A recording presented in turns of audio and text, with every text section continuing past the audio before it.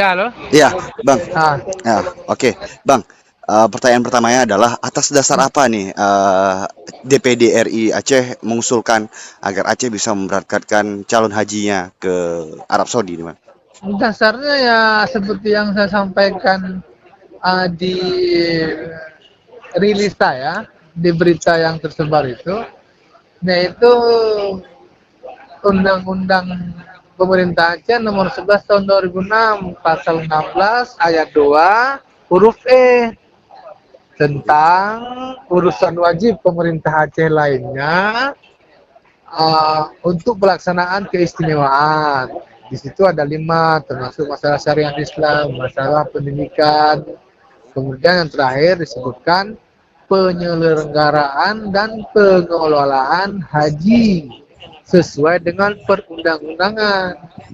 Hmm, Jadi kalau pemahaman awam saya dan kemudian juga saya perkuat dengan konsultasi saya dengan pakar hukum, ya itu memang Aceh diberikan kewenangan dalam hal ini untuk menyelenggarakan dan mengelola haji.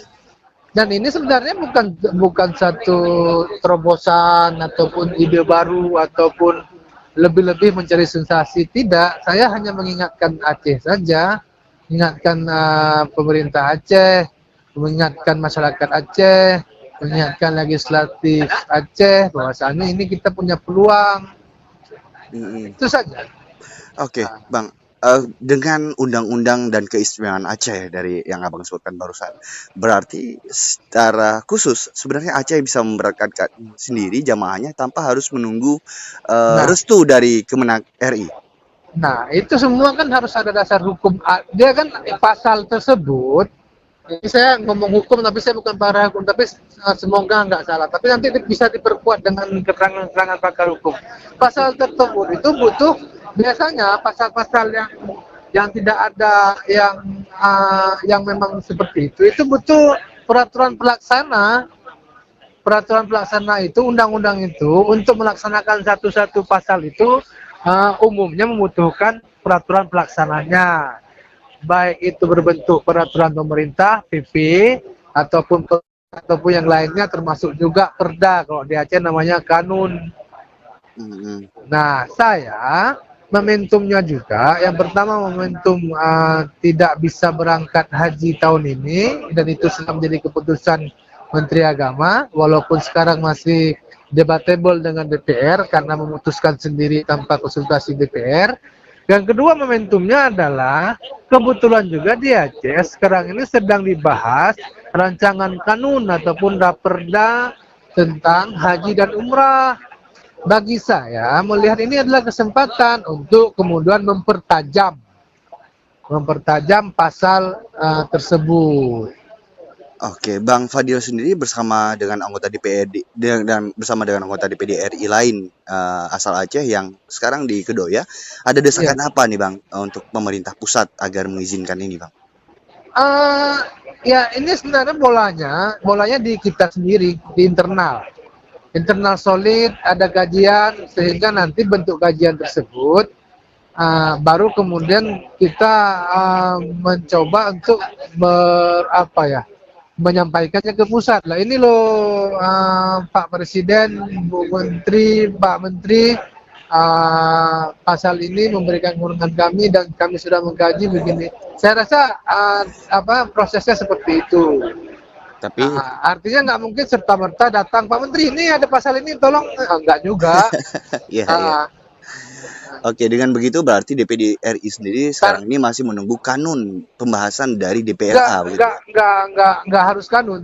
Artinya memang political will Aceh, political dari internal Aceh, itu yang kita tunggu. Artinya bisa jadi ini dikaji dulu, Hmm, kanun tetap dibuat, ya kan. ya. Kemudian ini kan kanun kan ada proses-proses, ini masih rancangan kanun, masih di awal. Naskah akademiknya juga dengar belum ada, habis itu dana juga belum ada, dana untuk pembahasannya belum ada. Tapi ya, alhamdulillah sudah mulai membahas. Kemudian bisa jadi kanun jalan. Kemudian nanti kan ada konsultasi dengan pusat. Bisa jadi di kanun itu disebutkan tentang pasal ini diperkuat dengan teknis-teknisnya. Nanti baru pusat, oh ya oke boleh karena ini dasarnya kan ada negosiasi. Gitu. Jadi saya melihat gini, ini kan proses haji ini kan tahapan haji ini kan nggak tahapan eh, siapa mau berangkat terus kan ada tahapannya, ada tahapan registrasi, Betul. ada tahapan kuota, ada proses kota, ada proses visa, ada proses manasik, petugas haji, macam kan sampai dengan nanti ketika sudah berpemberangkatan, kemudian juga buat paspor sampai dengan sampai di sana kan perlu catering, penginapan, kemudian Arafah minia seperti apa. Nah, Aceh bisa di mananya? Nah, ini kan perlu negosiasi. Aceh Betul. boleh di mananya? Nah, katakanlah contoh nih ya, contoh mungkin ya bisa jadi beda, bisa jadi diikuti juga. MTQ, Musabaqah Tilawatul Quran itu kan domainnya Kemenak, Betul. Kementerian Agama. Tapi di Aceh ini domainnya Dinas Syariat. Iya, Jadi iya. satu-satunya provinsi yang MTQ-nya di bawah Dinas Syariat, bukan di bawah Kemenak, itu Aceh. Iya, Nah, iya. nah itu kan makanya target minimalnya saya pikir bisa pengelolaan dan penyelenggaraan haji di Aceh ini tidak di bawah Kemenak. Itu aja targetnya. Bisa juga misalnya kan masalah dana haji. Sekarang daftar tunggunya 28 tahun untuk Aceh. Hmm. Berarti kalau 1 tahunnya berangkat 4.000 lebih, 4.000 lah katakan. Kalau 20 tahun kan sudah di angka 20 tahun 80.000, antara 800.000. tunggu. Enggak, 4.000, 23 berarti sekitar 120.000, 100.000 lah. Iya. Kurang lebih. Nah, matematika saya 5 ini kalau tapi hitungannya seperti itu ya. Iya, iya. 100.000. Ya udah kalau memang dalam bahasa pasal tersebut mampu untuk meyakinkan pemerintah Indonesia untuk membuat badan tabung haji sendiri, kenapa tidak? Berarti kan uang untuk 100.000 orang jemaah ini kan bisa dikelola Aceh. Kemudian kotanya, kemudian daftar tunggunya itu kan ada. Malah mungkin bisa juga meminta kota khusus. Artinya Hmm. kota kalau sekarang ini kotanya sama rata berdasarkan jumlah penduduk. Bisa jadi Aceh mendapatkan kota khusus karena kekhususannya. Nah Iya. ini kan perlu negosiasi, perlu perjuangan, perlu kesepakatan, perlu Nah ini hal-hal seperti ini mana yang mungkin lah.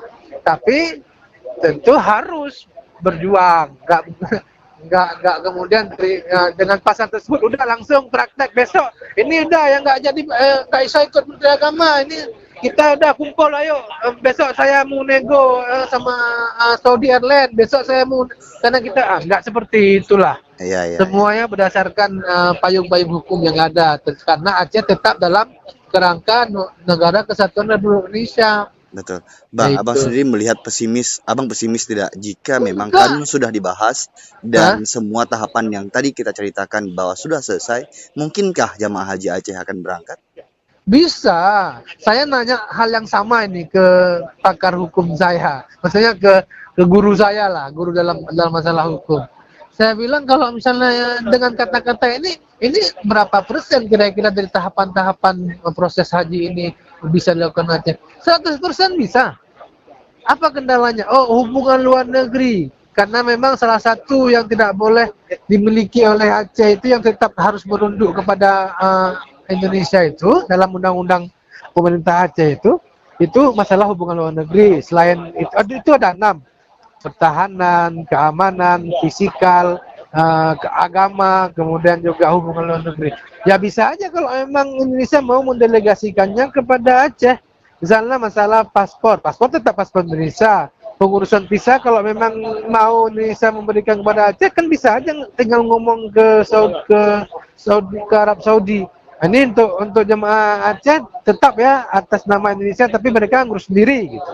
Atau nanti dalam itu artinya sangat bisa kalau selama memang ada political will, ada saling kesepahaman di antara provinsi Aceh dengan pemerintah pusat gitu. Oke, untuk yang terakhir, harapan abang sendiri untuk para mungkin anggota legislatif Aceh ataupun eksekutif Aceh untuk Ya, soal saya haji ini bagaimana, Bang? harapannya tidak hanya kepada eksekutif dan legislatif, kepada semua di internal aja, semua masyarakat, semua elemen, semua guru-guru kami yang pakar-pakar, kemudian juga tentu para ulama, untuk tetap optimis, untuk tetap berpikir positif bahwasanya ini adalah chance, ini adalah kesempatan, ini adalah fursa mina, kesempatan emas untuk Aceh dalam apa namanya mewujudkan haji mandiri ini. Walaupun pengalamannya memang masih banyak sekali poin-poin ataupun pasal-pasal dalam undang-undang pemerintah Aceh ini yang tidak implementatif. Jadi ini sebenarnya satu dari sekian banyak, masalah haji ini satu dari sekian banyak isi daripada undang-undang pemerintah Aceh yang tidak implementatif. Saya sebutkan yang lain contohnya. Disebutkan dalam undang-undang pemerintah Aceh itu bahwasanya BPN itu sudah harus beralih ke BPA, Badan Pertanahan Aceh, dalam jangka 2 tahun. Tapi sampai sekarang belum implementatif, masih tetap ada BPN di Aceh. Oke. Nah, jadi kemudian ada juga contoh lainnya.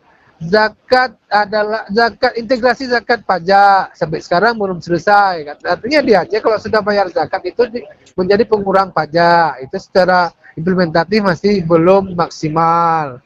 Contoh juga yang lain mungkin masalah bendera, masalah himne itu kan memang amanah daripada MOU dan juga ada tercantum di dalam undang-undang pemerintahan Aceh, tapi juga belum.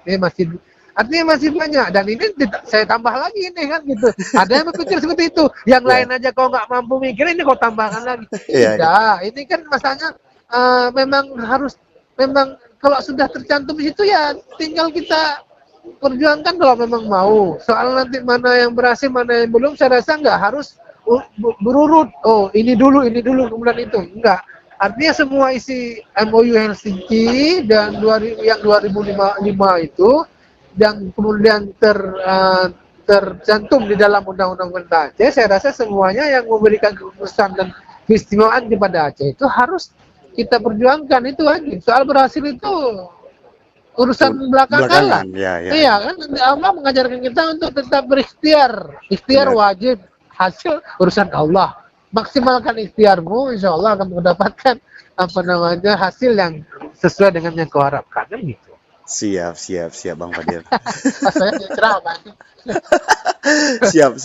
Makasih banyak Bang Fadil. Ya, sama-sama. Nanti Posisi di mana ini? Saya di Banda Aceh, Bang. Oke, siap. Nantilah kita ngopi-ngopi lah. Siap. Makasih banyak Bang Fadil. Ya, sama-sama. Assalamualaikum. Waalaikumsalam.